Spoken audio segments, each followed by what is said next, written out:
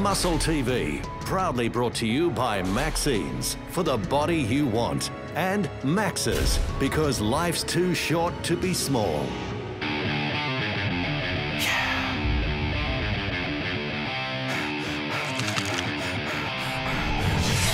There's no cure for this one! There's no cure for this one! There's no cure for this one! There's no cure for this one! This one! This one! This one! There's no cure for this one! Hello everyone, I'm Tony Doherty and welcome to MuscleTV. Sit back and relax, you're in for an absolute ripper, as tonight Pete and I are back in the kitchen to look at a nutrition plan for anyone wanting to get an edge in the sport they play. And MuscleTV regular Jeremy McClay is back with a different but awesome buy and try workout. All this and more, but first up, strength and conditioning coach Dirk is back with a powerlifting workout that has to be seen to be believed. Over to you, mate. Today we're going to go through a deadlift workout, which is comprising of explosive speed work as well as some moderately heavy deadlifting work. Whilst we're applying it today to a powerlifter, really anyone can use this to develop a better deadlift if that's what they're interested in. So today's session is going to be done with Andy Cormus, a 21-year-old powerlifter. So far he's won a state title and another minor title, and he's recently come second. Got the silver medal in the national powerlifting titles in Queensland. Now, even though Andy's only been doing powerlifting specifically for the last 8 months, he's been involved in bodybuilding for some time before that. So he's pretty experienced in the weight room, and he's got a good level of base strength before he came into powerlifting. So this particular session would probably be for an intermediate to an advanced lifter, because there are some techniques that are probably beyond the scope of a beginner. The first exercise Andy's going to be performing is what we call contrast jumps.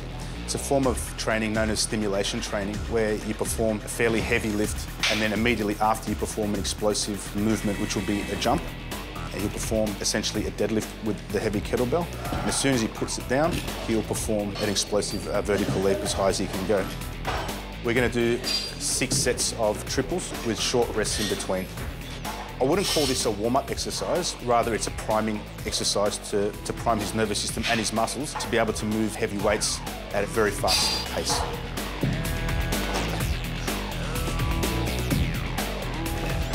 Touch the roof. All right, that's it for the first one. The next exercises Andy will be performing is pretty much the main exercise of the session, what we call speed deadlifts. You're going to set up a deadlift bar, but we're also going to attach an elastic band to add more resistance. The reason why we're doing that is to develop an explosiveness throughout the whole range of motion of a lift. I would class this as an intermediate to an advanced exercise, definitely not for beginners. You have to have a very solid technique before you're able to train with bands. Because the bands are pulling back down on you, you have to be able to keep your body in the correct anatomical and lifting positions. And if you're not used to that as a beginner, the bands will pull you out of your correct form quite easily. If you're intermediate to advanced, you should be able to maintain the correct technique throughout the session.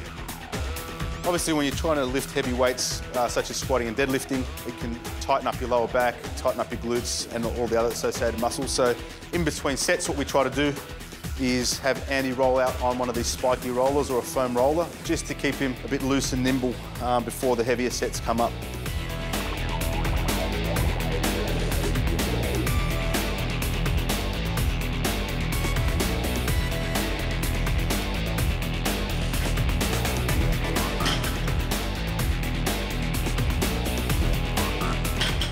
As you see here, Andy's going to use a weight belt. So when you're trying to lift, triple and quadruple your body weight, you do need some very, very sturdy support for your lower spine, especially your lower back. What we have here is 185 kilos of actual bar weight. And then we've got the added resistance of the band, which would be between 20 to 25 kilos on top. So that takes this to over 200. I've said that this is a speed deadlift. To the naked eye, that might seem slow, but that's quite a quick lift for the weight that's on there, and taking into account that he's using an elastic band as extra variable resistance. Last set. Make it count.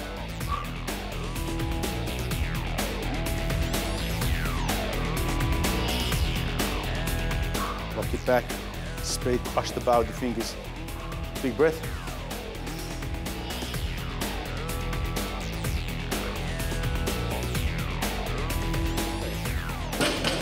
Well done.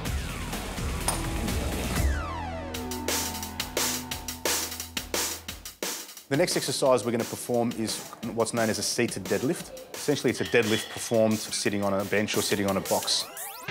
When we do a seated deadlift, the main objective and the aim is to get the glutes firing first before the lower back comes into it. One. What Andy's trying to do here is have the bar and his glutes move at the same time. So his glutes will leave the box and the bar should leave the ground at exactly the same time. That way we're ensuring that he's not using his lower back too much in the beginning part of the lift. Following on from the seated deadlifts, we're going to perform a good morning squat. Essentially, it's going to be a hybrid of two exercises performed as one. Being the fourth exercise of the program today, Andy's going to use a pretty light to moderate weight, which will be 40 to 60 kilos. If we were using it as one of the main strength exercises, that would go up. But today it's a supplementary exercise, so that the weights will be quite moderate and the reps will be quite high. So now adding another 10 kilos to the bar. So his first set was on 40. He'll do his last two sets on 60. The way Andy's going to perform the good morning squat today, I would class that as an advanced exercise. You either need to be a very experienced lifter, very strong core, and a pretty healthy lower back. That doesn't mean intermediate and beginners can't use this as an exercise. It would just mean that you would do it in a different way. Great for mobility, it's great for flexibility. We're using it as a strength tool in this case, but you can actually use it with no weight or very little weight or holding a weight in front of you where there's no danger. But if you really wanted to do it for a strength purpose, I would definitely say you need supervision. Good, straighten up and then up. Good boy. The fifth exercise we're going to move on to is the Glute-Ham Raise. Again, it's to target all the muscles on the back of Andy's body, what we call the posterior chain. To add resistance, we're going to attach a very light band around Andy's upper back instead of using weight discs or kettlebells to hold onto, which can be a little bit cumbersome. There's also a bit of a deloading function with the Glute-Ham Raise, so you do get to stretch out your spine and flush a lot of blood into the area that he's been working in this session prior. Okay, so you see Andy, in this particular case, is doing this in a very fast, explosive motion. And if you notice, there's a couple of different parts to this lift where there's the back extension part, and there's also basically a hamstring curl that takes Andy to the end range.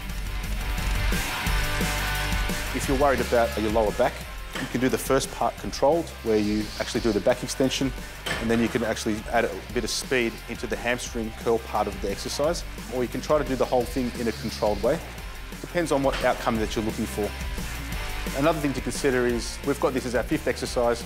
Andy's body is completely warmed up through all the other lifting that we've been doing.